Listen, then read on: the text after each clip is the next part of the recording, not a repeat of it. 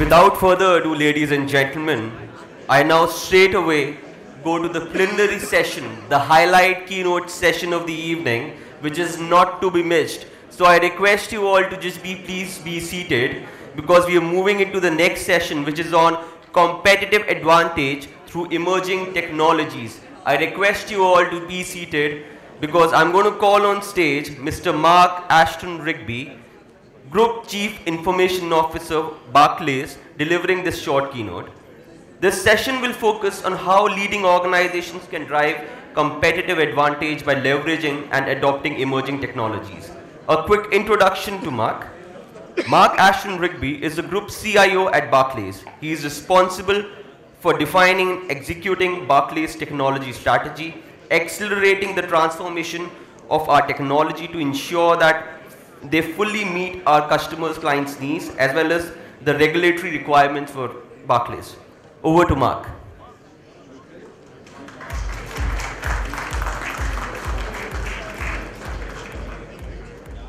Great, thanks. Thank you very much for the introduction. And thank you very much for the opportunity to speak to everyone here this afternoon. Sort of fortunate, sort of by design. I've been in India this week. Every quarter or so come out to India. Why? A number of key reasons we'll touch on shortly. But fundamentally, you know, the topic is about emerging technologies. Right? That's the fundamental topic, and how to bring it to life in an enterprise and so forth.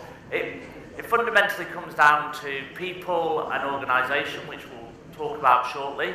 And being able to do that really means embracing the whole organisation of technologies.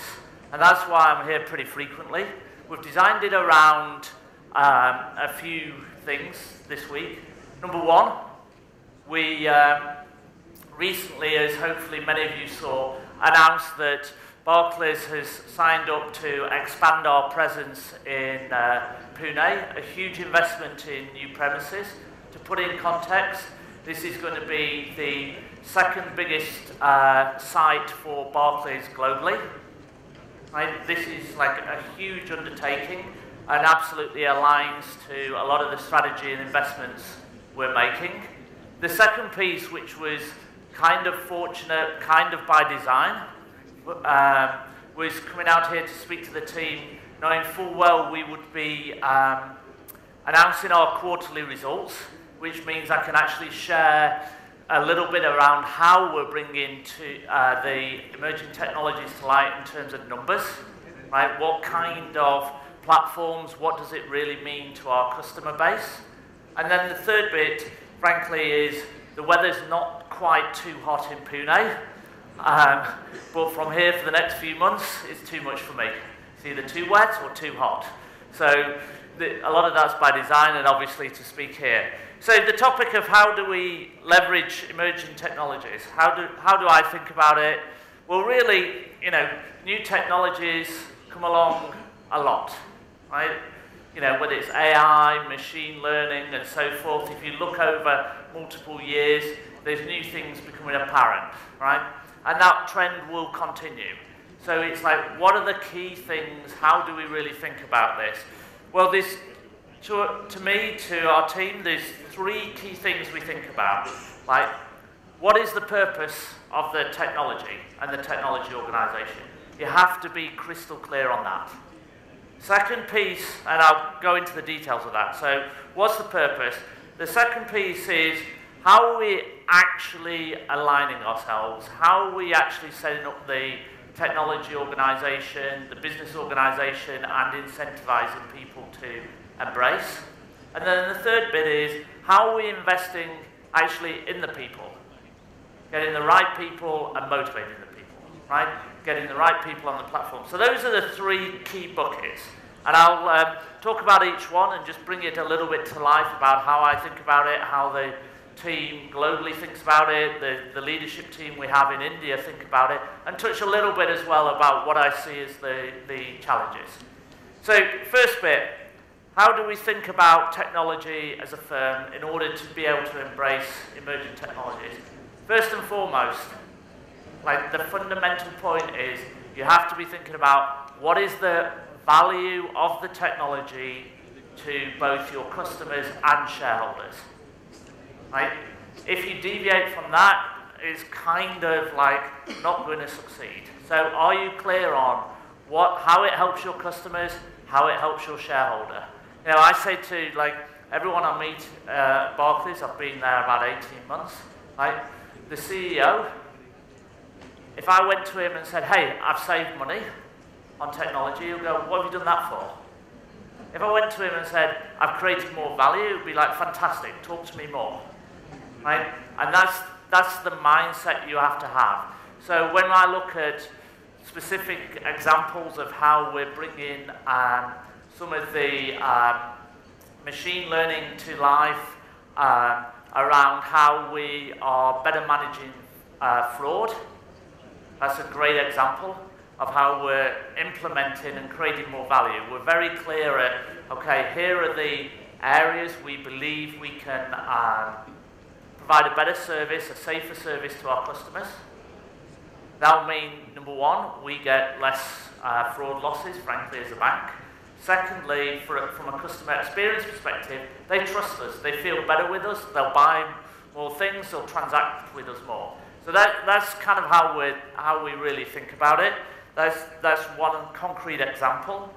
Another concrete example I really think about how you're creating value from tech is how are you embracing standardization, right? And what I really mean about standardization is not let's pick one of, right? That's kind of like, I think many firms have done that for many years, and yet we've still got more than we started with, right? So something's kind of got to change. It's more of like, what are the core design patterns? The technology, as we just touched on, will always change. What are the core design patterns you're going to stick with that can actually evolve as the technology evolves? Like, how are you setting up yourselves? What are the design patterns around embracing big data technologies? Like, anyone can give out Hadoop to everyone. Terrific. Right? Actually, what tooling are you putting on top of it? What use cases is it for? Let's provide that, and then you can leverage the heck out of it really quickly. Right? That's a big part of how we're driving the show, a big part of how we're bringing this to life, particularly around the huge investments we're making in the team in India. Which leads me to the next bit, how we organize, how you need to organize around tech. One of the theories, and I'm sure you all saw this at college, is map out a functional architecture and then implement against the functional architecture. Right? That's kind of like 101 as you study at college, that's 101 as you start work. Yet somehow in large corporations, that's not what we do. We actually say it's too complicated.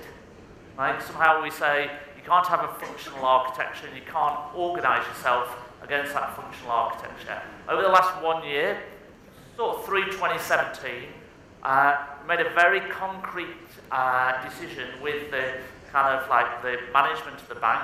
Let's organize the technology organization by functional capability. We call it transaction cycle. It sort of doesn't matter what we call it. What matters is you organize around that. And why is that really important? It's really important because the talent to work on and embrace emerging technologies is always in demand.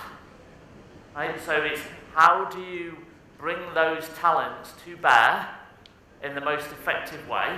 The only way to do that is really to be organized around that functional architecture. So we've done that. It's been a heck of a lot of work to really drive through the organization. It's worked. We see the benefits now are coming to bear. So again, I'll take the fraud example. It means that we've got a team who build fraud solutions for the bank. Right? Not for this unit, that unit, the other unit, and then that way we're not leveraging the technology. We actually have one team for the whole firm, building out the fraud systems, embracing machine learning and so forth. It means we can experiment quicker. It means we can fail faster. It also means we succeed faster. And so that's a big part of what we're doing. So I've touched a little bit around, in terms of leveraging these technologies, how we think about tech. It's about value to the shareholder and the customer. How we organize, I fundamentally believe to embrace, you've got to organize yourself by functional capability now in these large corporations. You've got to get the very senior level of the firm to understand that, adopt it, and drive to it and support you 100%, which I'm in the very fortunate position of having that level of support. And then the third bit is, you've got to have the best people. You've got to invest in the people. Right? It's kind of obvious, it's kind of been true forever. I think it's more true now than ever before. Right? And investing in people means a number of things. Spend your time hiring the best people, clearly. Right? Second piece is spend your time motivating your people, providing them with the training, the career development, the career opportunities. All of this is sort of obvious, but it's really amazing to me how little firms do that. Right? I've worked, in some of the intro, what they didn't touch on, I've worked at 3 other banks over the last 25 years, large global banks. Where we are now, I'd say, invest in the people far more than I've ever seen before, which is great. What it means is, not only do you attract good people, you build good people. Right? And that's something so important to execute on. Again, when I look at what's happening with the emerging technologies, at one level they actually make it easier to deliver. However, they also make it easier for you to make life complicated for yourself. Right? So what's important is that the average person is probably taking you backwards now. That's something that I think we often lose track of. However, the top quality people take you forward. And that's something, again, we've spent a very concerted effort in trying to get right. The great thing is that we're able to back it up with a number of actions. As I touched on, the quarterly results came out. For anyone to look through the slides, wedded through it is terms by the CEO talking about investing in people, investing in technology. Right? So you get that level of support through the hierarchy, which means that we can actually leverage the technologies, bring them to life, deliver what I talked about earlier, which is great outcomes for the shareholder, but also crucially great outcomes for the customer. In our, again, just reference it because it's fairly recent, in our quarterly results, they put a very clear set of metrics around digital usage in our UK retail. Right? The usage has gone up something like 13% quarter on quarter. And that's in a market where the bank basically keeps its customer volume flat, because already about half of the addressable population in the UK has a Barclays bank account. Right? So we're not going to expand the customer base, but actually we are expanding the interactions with the customer base. And how do you do that? Well, it's really around pulling all those things I spoke about together, embracing some of the more up-to-date data solutions, layering on top of it some AI and machine learning, and being able to offer up to customers ideas and insights that they've never had before. They're like, oh, that's interesting, I'll log on, I'll do something else, oh, maybe I'll interact with the bank more, and we're seeing that more and more and more. And that's how, those 3 key points I said earlier, how does it help the shareholder and the customer? Be focused on the value of tech, be focused on the organisation, align yourself around the functional capability for the whole organisation, make sure you've got the right sponsorship and support to do it, and then invest in the people. So that's a little bit of a whirlwind tour. You'll note I didn't talk about technology X or technology Y or technology Z, because I've learned in the last 25 years that those change, but what doesn't change is those three fundamentals. You get that right, you actually have a winning hand. And that's, crucially putting those ingredients together is why, again, we've been able to invest in creating the biggest, the second biggest location we've got in the whole of Barclays Bank is in Pune. We're centering on 3 locations across Delhi, Chennai and Pune for our global service centre. Just in terms of scale, roughly speaking, in Pune we'll have about 9,000 people over the next couple of years. So these are huge investments that align to everything I just spoke about, and I think it's something that is testament to how we're thinking about it. So I'll pause there. We've got about 5 minutes and open it up for any questions from the floor. On anything I've said or any other topic, frankly, more than happy to answer any questions. Hello. Hi. Yeah, I had a question around transaction cycles. You mentioned, you said you're bringing your technology and operations together in the organization. So do you believe like you're bringing the technology people and the operations people under one organization structure? They'll have common priorities, common budgets. And can you give an example for one area where you've done it? Yeah, so certainly. So we're doing that. Let me talk a little bit about why we've done that, just to reiterate. A is because what I spoke about earlier about giving solving the problem once, giving it to the brightest people, and that's how we felt the only way to do that. That's the theory of technology, so let's actually execute on theory. But 2, crucially, is particularly when we looked at how we're set up, we've got a huge operational presence in India, a huge technology presence in India, and often they would have the team, say for operations, would have some needs. They would pull it together, speak to somebody in London, who would then speak to the tech leader in New York, who would then speak to the tech people in Pune, who would then feed back, and it would go like this. Right? And it would spend more money and time having discussions about that than it ever would cost to do the work, and even if they did the work wrong, to do the work wrong and then repeat and do the work wrong again and repeat and eventually get it right, right? So we were wasting huge amounts of energy. So that's why we've aligned it that way. We've done that very consciously by assigning a tech leader and a operational leader against each of those functional areas, recognizing that they have different skills, and their job is basically to manage that overall portfolio and figure out the smartest thing to do. Should we actually spend more on the tech, less on the tech, more on the ops? And they actually balance that. So we haven't put a person as a tech and ops lead. We felt that we need to continue to value those specialisms, but they are totally joined at the hip in terms of having a shared weekly, monthly, quarterly report that shows their collective progress.